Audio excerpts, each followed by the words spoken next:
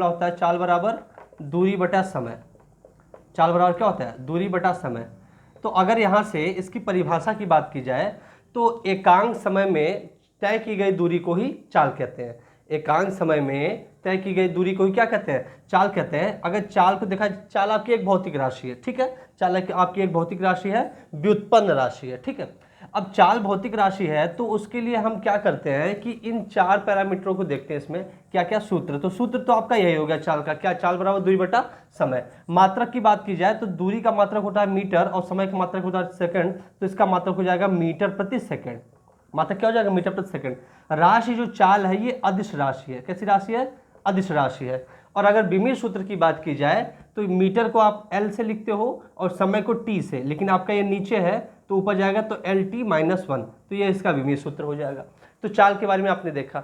अब देखिए चाल के इसमें तीन भाग को समझते हैं। पहला है तो आपका एक समान चाल। एक समान चाल का मतलब ये है कि अगर समान समय में समान दूरी तय कर रहा है कोई भी आपका पिंड, तो उसको कहेगा कि वो एक समान चाल से चल रहा है। जैसे आप इसको देखिए, मान लीजिए ABC, ठीक है, एक और सेक्शन ले लेते हैं D। इन सब की दूरियां अगर हम मान लेते हैं, इन सब की दूरियां आपका मान लीजिए 5 किलोमीटर है। कितना है? 5 किलोमीटर। ये सब दूरियां आपकी 5 किलोमीटर है, ठीक है।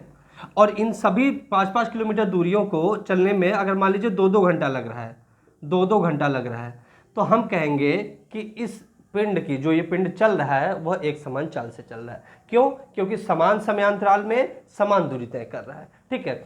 और वही आपका क्या हो जाएगा? अगर समान समयांतराल में ये 2 घंटा में आपका 5 किलोमीटर चले, ये 7 चले, फिर 9 चले, तो इसको कहा जाएगा असमान चाल, ठीक है। तीसरी परिकल्पना देखते हैं, औसत चाल। औसत चाल क्या होती है? औसत चाल में आपका सवाल बनता है, ये भौतिक विज्ञान से भी बनता है और साथ ही साथ आपके गणित वाले सेक्शन से भी औसत चाल से आपका सवाल बनता है।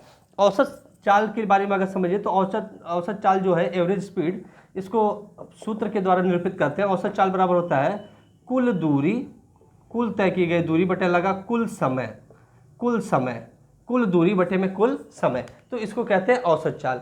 देखिए औसत चाल से जो सबसे स्पेसिफाइड प्रश्न आपके परीक्षाओं में पूछा जाता है उस पर चर्चा करते हैं, ठीक है, उस पर चर्चा करते हैं। अब पहले तो एक आपको जनरल चीज बता देते हैं। जैसे मान लीजिए एक कोई पिंड है, वो आपका यूं चलते हुए यहाँ पहुँच गया, पॉइंट A से चला, ये B, ये C, ये D और ये E पॉइंट पहुँच गया, ठीक है। मान लीजिए AB की दूरी जो है 7 किलोमीटर है और फिर B से C की दूरी 5 किलोमीटर है, C से D की दूरी मान लीजिए 4 किलोमीटर है और D से E की दूरी मान लीजिए 3 किलोमीटर है, ठीक है। और A से B में चलने में लग रहा है मान लीजिए 2 घंटा लग रहा है, इसमें 1 घंटा लग रहा है, इसमें 1 घंटा लग रहा है, इसमें 2 घंटा लग रहा है, मान लीजिए ये आपको है।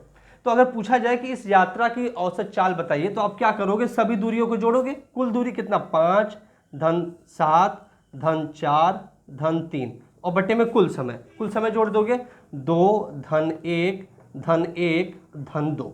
अब इसी को हल कर लोगे, आपको औसत चाल इस पिंड की पता चल जाएगी।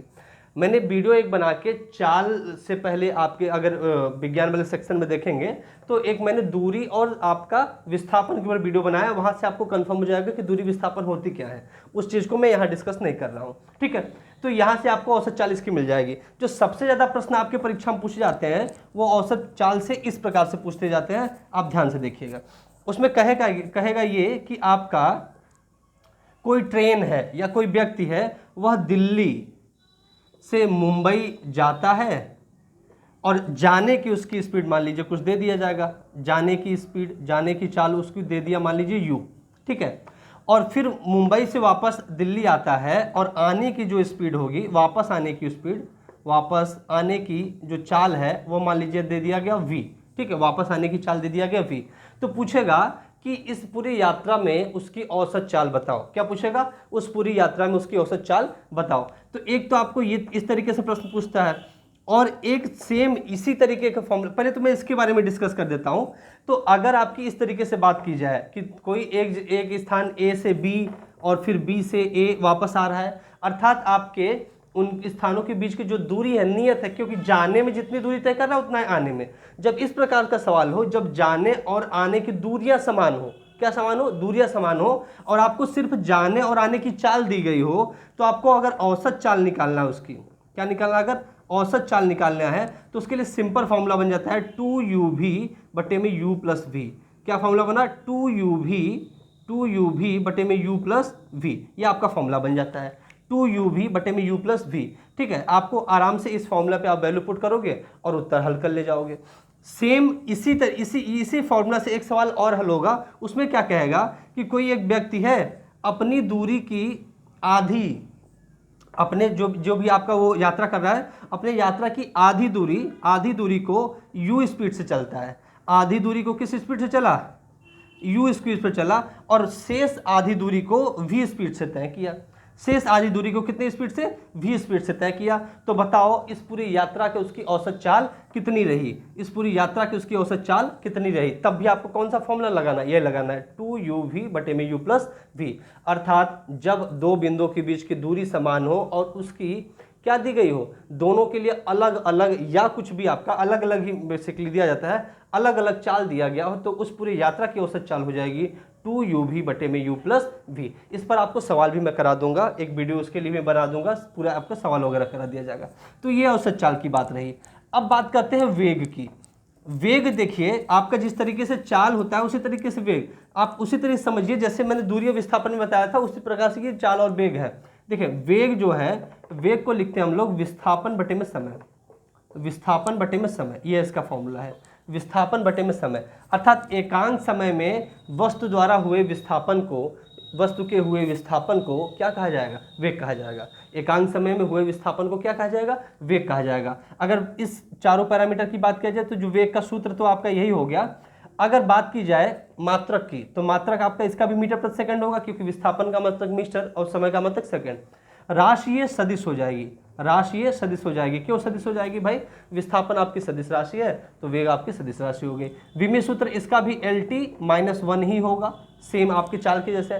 देखिए एक बात आपको ध्यान देने वाली बात है, जो विस्थापन होता है वह धनात्मक हो सकता है, ऋणात्मक हो सकता है, शून्य भी हो सकता है। ये मैंने पिछली वीडियो में डिस्कस किया है, चाल और दूरी दूरी और विस्थापन वाला, वो वीडियो आप देख के समझ सकते हैं।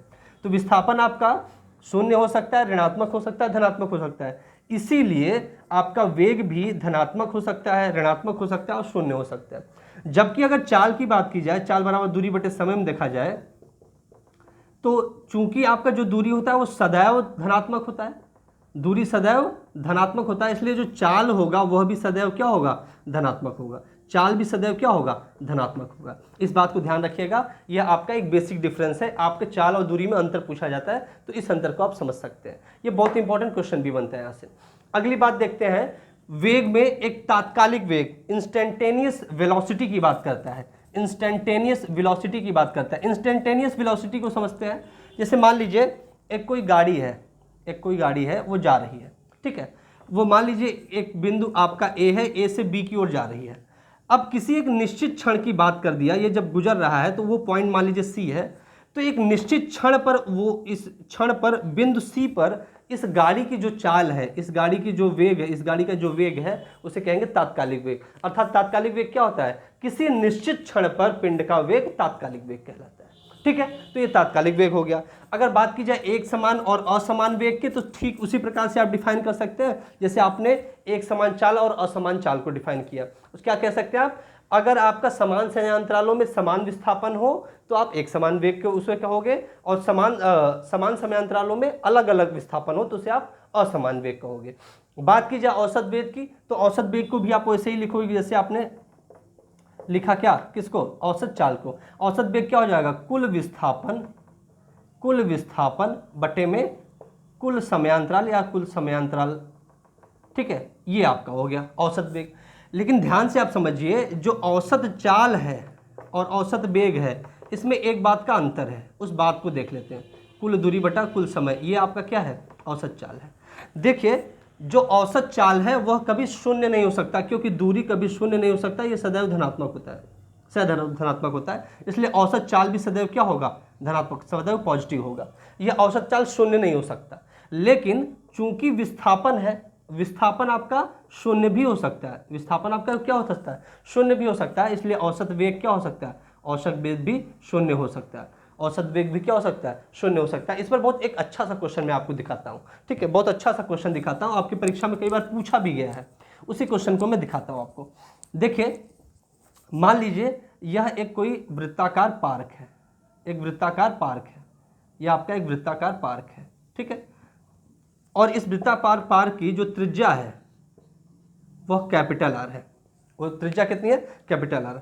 मान लीजिए कोई व्यक्ति है, वह बिंदु ए से शुरू करता है, बिंदु ए से शुरू करता है दौड़ना, और पूरा चक्कर लगा के इस पार्क को पुनः आपका पुनः आ जाता है पॉइंट ए पर ही, बिंदु ए पर ही आ जाएगा। तो एक पूरा चक्कर में उसको टी समय लगता है। कितना समय लगता है? कैपिटल टी समय लगता है। तो आपसे प्रश्न क्या पूछेगा? तो पहले तो पूछेगा कि बताओ भाई औसत चाल क्या है उसकी, फिर पूछेगा औसत वेग क्या है उसका। क्या क्या पूछेगा? औसत चाल और औसत वेग पूछेगा। तो औसत चाल तो आपको पता है, कुल दूरी बटा कुल समय। तो कुल दूरी ये कितना तय करेगा? यह पिंड जो ए से चल के पुनः ए पर ही आ गया, कितनी दूरी तय करेगा? इस वृत्ताकार जो पार्क है उसकी परिधि के बराबर। और जो वृत्त का परिधि होता है वो होता है 2 पाई आर। कितना होता है? 2 पाई आर। तो औसत चाल बराबर क्या होता है? कुल दूरी बटा कुल समय। तो 2 पाई आर ये तो कुल दूरी हो गया, और कुल समय कितना लगा? टी आपको दिया है सवाल में। तो 2 पाई आर बटे में टी इस पिंड के औसत चाल हो जाएगी एक चक्कर के लिए। अगर बात की जाए औसत वेग की, तो औसत वेग होता है कुल विस्थापन बटे में कुल समय। आप अगर इस पिंड की देखिए, अगर ए से चल के ए पर ही आ गया तो इसने विस्थापन कितना तय किया? 0। इसका विस्थापन कितना हुआ? 0, क्योंकि वो जहां से चला था वहीं पर आ गया। तो कोई आपका प्रारंभिक और अंतिम स्थिति एक ही हो गई, तो उसका विस्थापन 0 हो गया। तो कुल विस्थापन 0, समय t, तो उत्तर कितना हो जाएगा? 0। अर्थात इस पिंड के लिए औसत चाल 2 पाई आर बटे में टी हो जाएगा, जबकि औसत वेग 0 होगा। बहुत अच्छा क्वेश्चन है, बहुत इंपॉर्टेंट क्वेश्चन है। चलिए अब हम लोग अगले पॉइंट पे चलते हैं, जिसका नाम है त्वरण। त्वरण बहुत ही अच्छी परिकल्पना है। इसको अंग्रेजी में एक्सेलरेशन कहते हैं। आपको पता है आपके मोटर बाइक में या गाड़ियों में एक्सेलरेटर होता है। क्या होता है? एक्सेलरेटर। त्वरण को आप समझिए, अगर त्वरण क्या होता है? ये होता है वेग परिवर्तन बटे में समयांतराल। अगर इसी को खोल के थोड़ा सा देखा जाए तो उसको लिख सकते हैं अंतिम वेग माइनस प्रारंभिक वेग बटे में आपका T2 माइनस T1 लिख लीजिए, अंतिम समय माइनस पहले समय आपका, ठीक है। अगर आप इसको एक स्पेसिफाइज्ड एक फॉर्मूला में देखा जाए तो मान लीजिए कोई पिंड है, उसका जो प्रारंभिक वेग u है। कितना है? प्रारंभिक वेग u है। और मान लीजिए अभी t बराबर 0 समय पर शुरू किया है। कब शुरू किया? t बराबर 0 समय पर शुरू किया है। और t बराबर t समय पर उस पिंड का वेग v हो जाता है। उस पिंड का वेग कितना हो जाता है? v हो जाता है। तो इस फॉर्मूले में अगर पुट किया जाए, देखो त्वरण को आप एक्सेलरेशन कहते हैं तो इसको स्मॉल a से निरूपित करते हैं। किससे? स्मॉल a से। अंतिम वेग कितना हो गया? v, तो लिख दिया v। प्रारंभिक वेग कितना था?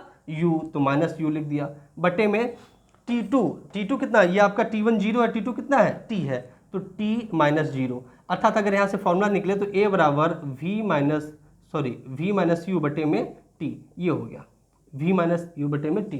तो v माइनस यू तो क्या हो गया? वेग में जो परिवर्तन हुआ, क्या हुआ? वेग में परिवर्तन हुआ, और बटे में t क्या हो गया? समयांतराल, ठीक है। तो त्वरण की अगर परिभाषा दी जाए तो कह सकते हैं हम लोग एकांक समय में हुए वेग में परिवर्तन को ही त्वरण कहते हैं। एकांक समय में हुए वेग परिवर्तन को ही क्या कहते हैं? त्वरण। या अगर इसको कह सकते हैं कि किसी पिंड के वेग परिवर्तन की जो दर होती है, वेग परिवर्तन की जो दर होती है उसी को कहते हैं त्वरण, ठीक है।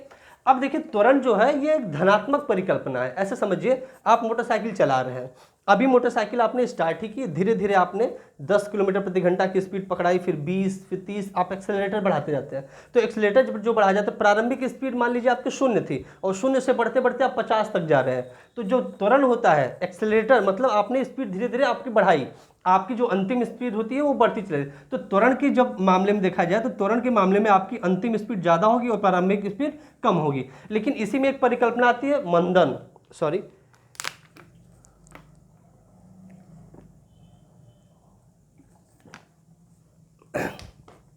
अगर मंदन की बात की जाए तो मंदन और कुछ नहीं है, ऋणात्मक त्वरण को ही मंदन कहा जाता है। किसको? ऋणात्मक त्वरण को ही मंदन कहा जाता है। आप ऐसा समझिए, आप 50 किलोमीटर प्रति घंटा की स्पीड से जा रहे हैं, अचानक से आप अपने सामने आगे स्पीड ब्रेकर देखते हैं, तो आप ब्रेक लगाते हैं। ब्रेक अप्लाई करने के बाद धीरे धीरे आपकी गति घटती चली जाती है, 50 से 30, 40, 30, 20 ऐसे घटती चली जाती है। तो अब आपका जो प्रारंभिक वेग था वो 50 था, लेकिन अब अंतिम वेग क्या होता जा रहा है? घटता चला जा रहा है।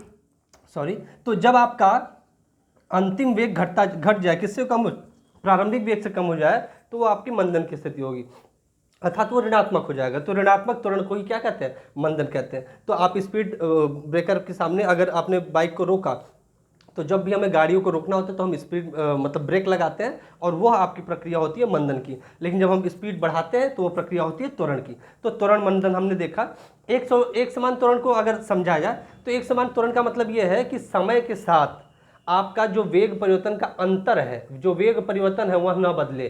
समय के साथ जब वेग परिवर्तन न बदले तो उसे कहते हैं हम एक समान त्वरण की गति। जैसे आप ऐसा समझिए, गुरुत्व के अधीन कोई पिंड ऊपर से नीचे गिर रहा है, तो स्मॉल जी बराबर 9.8 मीटर प्रति सेकंड स्क्वायर की त्वरण से वो नीचे गिर रहा है, उसे एक समान त्वरण से कहा जाएगा। एक समान त्वरण का सीधा सीधा क्या मतलब है, जब समय आपका समय समान समयांतरालों में वेग परिवर्तन न बदले। ठीक है, अगला असमान आप वही समझ रहे हैं, जब वेग परिवर्तन भिन्न भिन्न हो। शून्य त्वरण का मतलब यह है कि आपका कांस्टेंट वेलोसिटी से कोई पिंड चलता रहे, वेग बदले ही ना।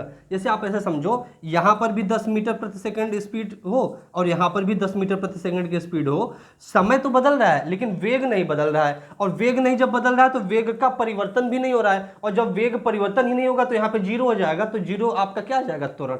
तो अर्थात शून्य त्वरण का क्या मतलब होता है, जब वेग परिवर्तन ही न हो, अर्थात कांस्टेंट स्थिर गति से कोई आपका पिंड चलता रहे, स्थिर वेग से आगे बढ़ता रहे, तो आपका शून्य त्वरण की अवस्था होती है। ठीक है, तो इस वीडियो में हमने इन सब चीज़ों के बारे में चर्चा किया।